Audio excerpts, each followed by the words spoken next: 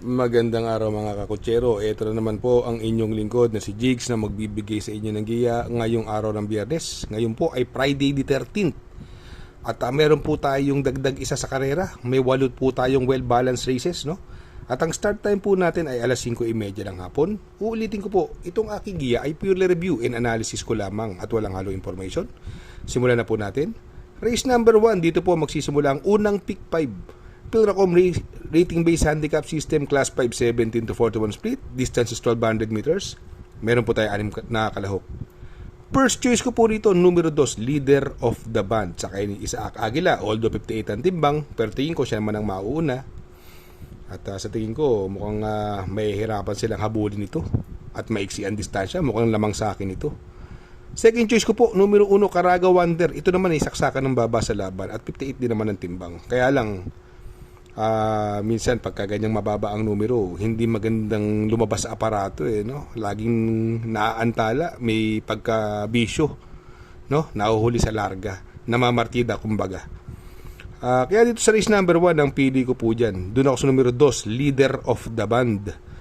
Second choice ko po, numero 1, Caraga Wonder. Sa race number 2, dito po magsisimula ang winner take all Pilracom rating based handicap system, class 4, 42 to 56 split. Another 1200 meter distance. Meron po tayo 8 kalahok. First choice ko po rito, numero 7, Light Bearer, sakay ni Isaac Aguila. Ito, 2 takbo na ito, pares biyahe ito wala pang labas. Tingin ko pihadong siya mauuna rito basta ilabas lang na may-ari ito, Light Bearer. Tingin ko lamang, no? Basta labas. Second choice ko po rito, numero 1, Gingini, no? Etong Gingini magaling kay Patarto, no? Hindi rin din masyadong maganda numero, pero sa tingin ko ito ay makakarimate si Gingini. At ilang beses na rin nasa timbangan niyan dito sa PJC. Kaya dito sa race number 2, ang pili ko po, doon ako sa numero 7, Light Bearer. Panigundo ko naman po, numero 1, Gingini.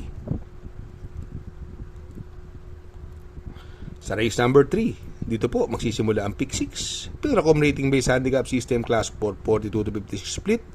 Another 1200 meter distance. Meron po tayong 7 kalahok.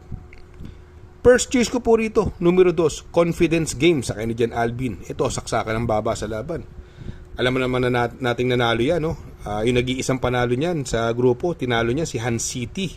Mabigat po yun, ha? At mabilis na kabayo po ito. Sa tingin ko mukhang lamang ito, basta labas.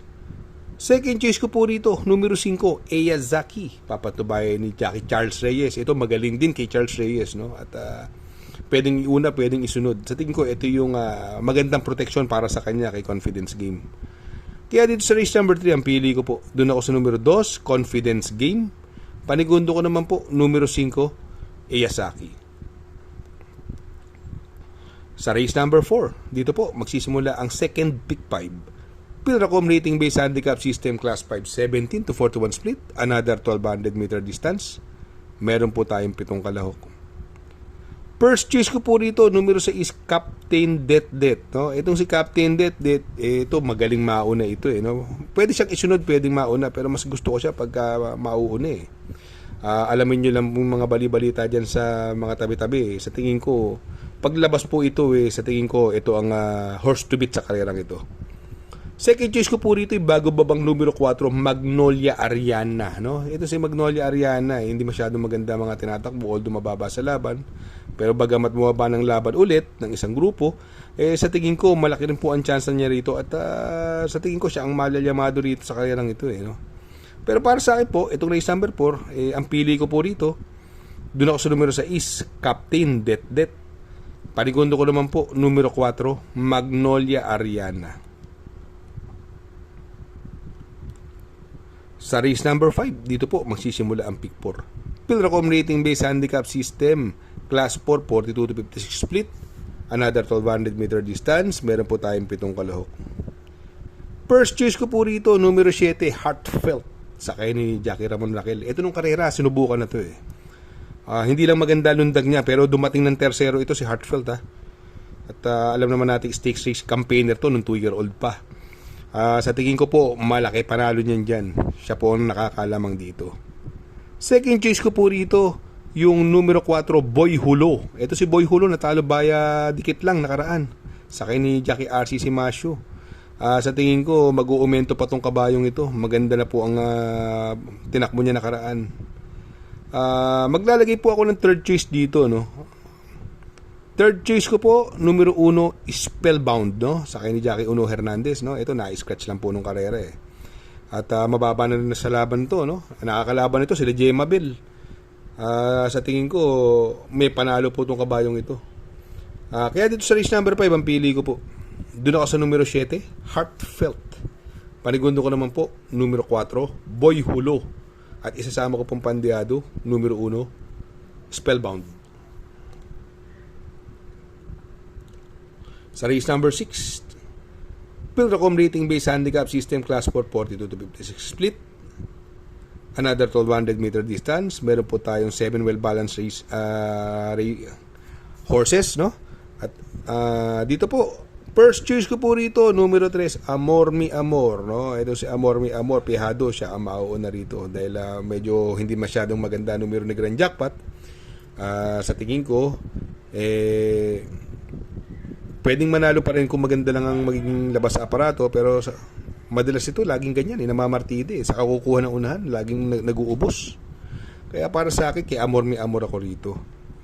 Second choice ko po rito, yung numero 4, si Gentle Giant. Ito, nasigundong diha dito, Gentle Giant.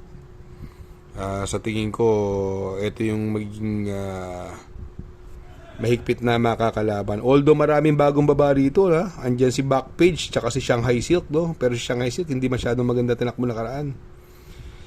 Pero syempre, ako kasi kursunada ko parang dihado dito. Yung numero 2, si Shanghai Silk, sakay ni Jomel Storke. Dahil mababa nga sa laban. Kaya dito sa race number 6, ang pili ko po, doon ako sa numero 3, Amor Mi Amor.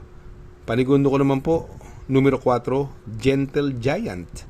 At isasama ko pang pandiado, numero 2, Shanghai Silk.